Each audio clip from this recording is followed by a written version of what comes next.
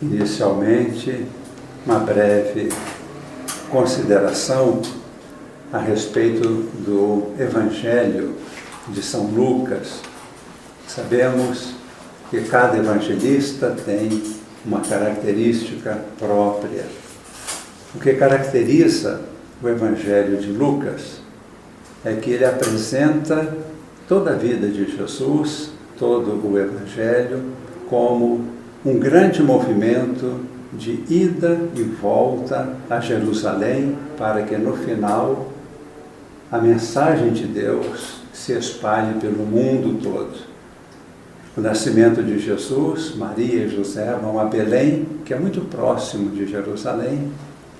Depois eles vão morar em Nazaré, frequentemente voltam ao templo em Jerusalém, e assim de idas e voltas, e no final, e agora nós estamos no último capítulo de Lucas, ele apresenta já a promessa do Espírito Santo, e os discípulos vão depois anunciar a vida de Jesus, a sua ressurreição, pelo mundo inteiro. Lucas escreve também os Atos dos Apóstolos.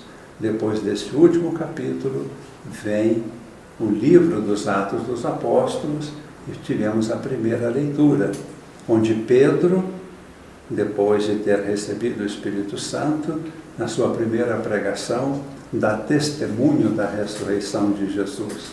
E o livro dos Atos começa com esta promessa: recebereis o Espírito Santo e sereis minhas testemunhas por todo o mundo. A missa de hoje é ainda uma missa do tempo da Páscoa, mas nós já vamos percebendo uma sinalização para o dia de Pentecostes. E com este intuito, com este sentimento do coração, nós queremos celebrar a missa de hoje. Celebramos a ressurreição de Jesus e já temos diante dos olhos a expectativa do dom do Espírito Santo para abrir a nossa mente e para compreendermos as Escrituras.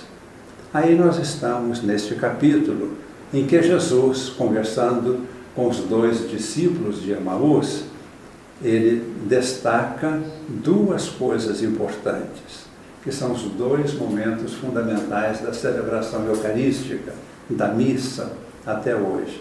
Primeiro, a palavra de Deus. Segundo, a partilha do pão. Os discípulos estavam entristecidos, mas Jesus vai revelando pela Escritura, palavra por palavra dos profetas, e ele vai tirando a conclusão, ajudando que eles compreendam. Não é verdade que estava anunciado que o escolhido de Deus tinha que passar por tudo isso, para que eles compreendessem o que aconteceu com ele, Jesus, estava no desígnio de Deus, e que Deus o ressuscitaria. Depois, ao partir o pão, eles reconhecem que Jesus está no meio deles.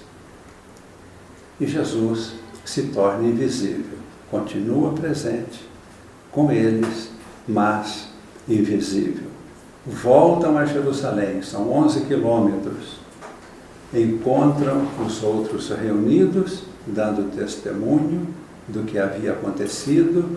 Jesus tinha aparecido para vários deles, e enquanto estão reunidos, mais uma vez, Jesus se coloca no meio deles, transmitindo a paz, soprando sobre eles, transmitindo o Espírito Santo. Quero destacar apenas uma expressão que temos aqui no Evangelho. Jesus abriu-lhes a inteligência, a mente, e lhes revelou o grande mistério. Quero destacar, não para dar uma explicação, eu seria incapaz de explicar, mas para nós nos colocarmos em oração, pedindo para que Deus abra a nossa mente para as Escrituras. O que acontece quando a nossa mente está aberta? Existe uma relação profunda desde o nosso corpo até Deus. Nosso corpo, a nossa mente, situações que não temos ainda palavras definidas para expor, mas que são nossa realidade humana e a luz da qual nascemos e estamos dentro do coração de Deus. Se fôssemos dizer, de uma ligação contínua, sem nenhuma interrupção, em planos, em realidades diferentes. Abrir a inteligência é ligar, fazer este canal. A pessoa, no seu plano consciente, é capaz de adentrar na própria luz de Deus e compreender, na medida humana, o que é possível compreender de Deus. Não temos a capacidade de abranger tudo. Jesus abriu-lhes a inteligência. Jesus caminha conosco, Ele está conosco, invisível. Ele quer abrir a nossa mente. Então, são duas coisas que eu estou querendo dizer.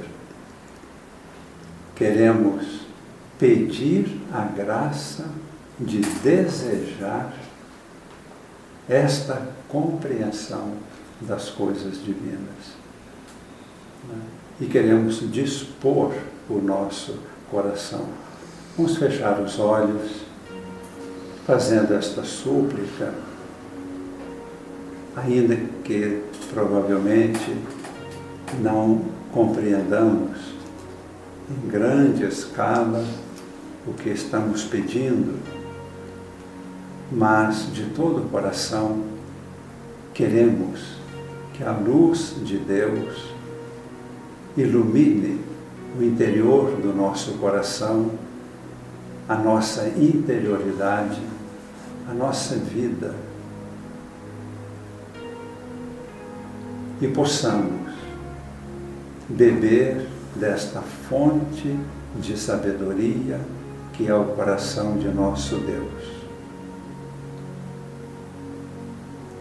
Ao mesmo tempo que as Escrituras comparam a sabedoria divina com a luz, comparam também com a água da vida, a fonte de água viva.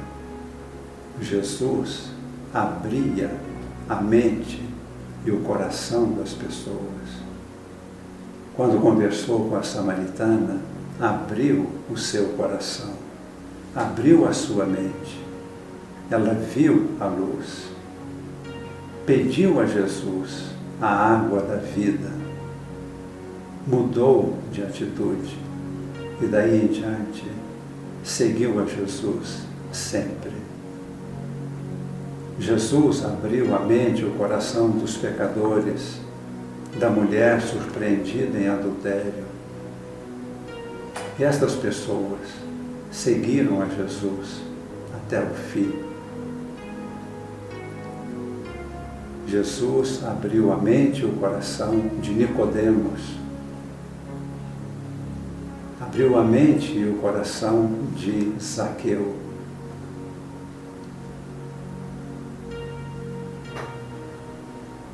E no Pentecostes, de modo definitivo, abriu a mente e o coração dos apóstolos, reunidos com Maria em oração.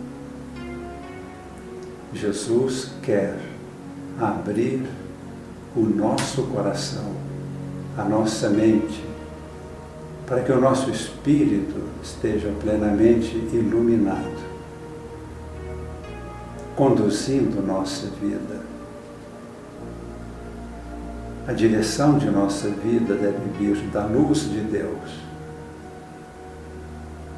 que é a luz do nosso próprio espírito, E esse Espírito deve iluminar e conduzir a nossa mente, a nossa vontade, para atitudes transformadas, renovadas.